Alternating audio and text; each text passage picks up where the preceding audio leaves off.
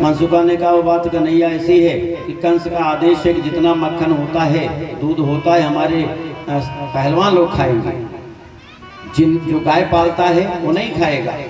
अच्छा, जब वहाँ जाता है तो कुछ बच जाता है तो उसको हमारी माताएं बेचने चली जाती हैं, घर का खर्चा कैसे चले, तो हमको कहाँ मिलेगा। कन्हैया ने कहा इसीलिए कह रहा हूँ कि नहीं मिलता तो चोरी से खाओ। भला बताओ, गाय हम पालें, सारी व्यवस्था हम करें और खाएं कंस के पहलवान, ऐसा नहीं होगा। लेकिन कन्हैया एक दिक्कत है, चोरी करना तो आता ही नहीं। तो कन्हैया ने कहा चोरी करना सीखो ना। कहाँ चोरी करें, कहा अपने घर में ट्रेनिंग करो, अब पास हो जाओगे तो दूसरे घर में पकड़े नहीं जाओगे। कल सब चोरी करना अपने घर में। अच्छा, सारे ग्वाल वालों ने चोरी किया अपने अपने घरों में, कन्हैया ने भी चोरी किया। अब कन्हैया ने चोरी किया तो कन्हैया तो पकड़े गए। और जैसे भरी दोपहरी मटकी में हाथ डाला मक्खन वाली, वैसे मैया यशोदा की नजर पड़ गई। क्यों रे लाला, चोरी कर रहा है। कन्हैया की चोरी पकड़ी गई। कन्हैया ने कहा नहीं मैया, हम भला चोरी क्यों करेंगे, तो क्यों तैने मटकी में हाथ डाला मक्खन वाली, हमसे मांगता तो देती ना। ओ मैया, बात ऐसी कैसी बात है, बता। चोरी करता है, झूठ बोलता है। अरे मैया, हम चोरी नहीं कर रहे हैं, तब क्या कर रहा है। और मैया, तेने जो सोने का कंगन पहनाया है ना, बोले तब। बोले आज सूर्य भगवान की गर्मी बहुत बढ़ गई, हम बाहर खेल रहे थे, ये कंगन इतना गर्म हो गया मैया कि हमारा हाथ जलने लगा। हमने कहा जल्दी से ठंडा कहाँ करें, तो हमने सोचा इसी मक्खन वाली मटकी में डाल दें, हाथ ठंडा हो जाएगा, कंगन तो हाथ भी ठंडा हो जाएगा। बाकी हम चोरी करना कहा जाने भैया, जाको घर भरो दधी माखन सो क्यों करन लगे चोरी।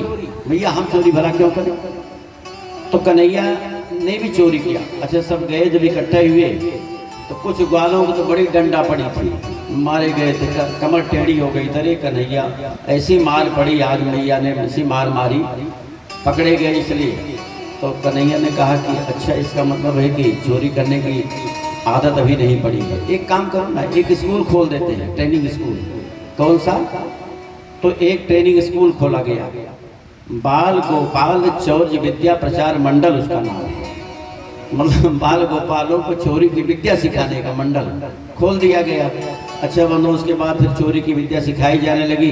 कन्हैया अगुआ हुए, चोरी होनी शुरू हो गई। अब तो ट्रेनिंग दी जाने लगी, अब खूब बढ़िया चोरी हो जाती है।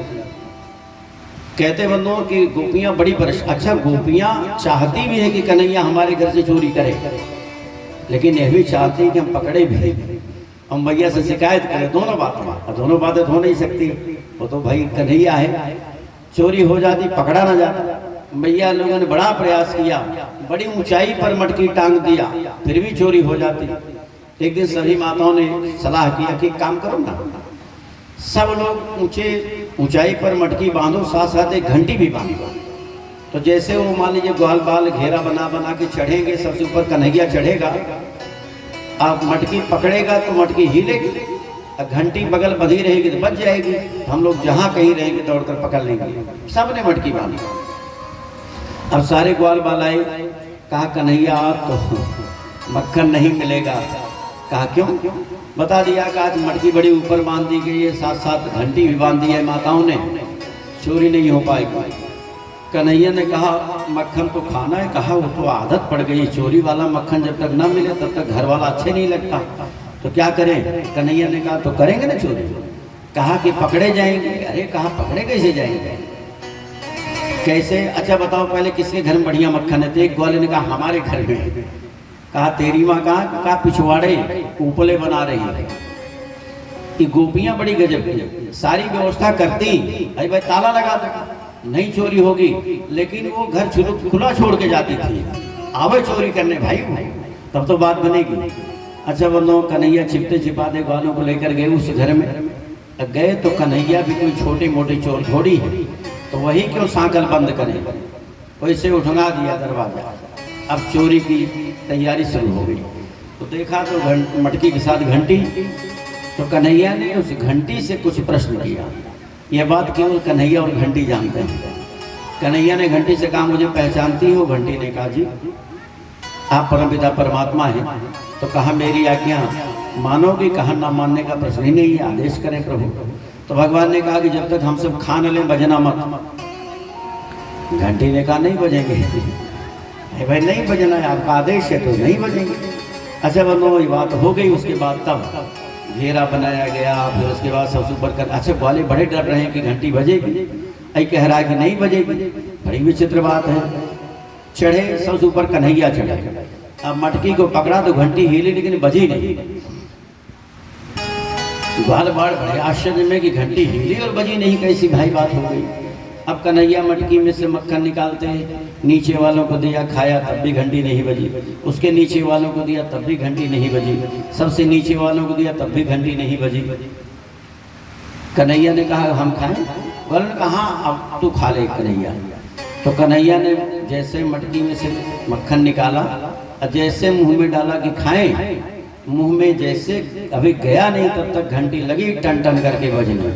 और जैसे घंटी बजी सारे ग्वाले घबरा गए, एक दूसरे के ऊपर गिरे। सबसे ऊपर कन्हैया, पिछवाड़े से ग्वालिन दौड़ी दौड़ी आई और झट से लाला का हाथ पकड़ लिया। तो लाला पकड़े गए। कन्हैया ने बहुत छुड़ाने का प्रयत्न किया, जो हाथ में मक्खन था उसके मुंह पर लगा दिया कि ग्वालिन छोड़ दे। उसने कहा नहीं छोड़ूंगी, तेरी माँ शिकायत करती हो। तेरी माँ कहती पकड़ के लाओ, तो ले चलूंगी तेरी माँ के पास। कन्हैया ने कहा थोड़ा रुकना, अब तो पकड़ ही चुकी हो ना, थोड़ा बात करने। तो घंटी से फिर बात किया, तुमने वादा किया था नहीं बजोगी, फिर क्यों बज पड़ी? घंटी ने कहा अनुशासन क्यों तोड़ा?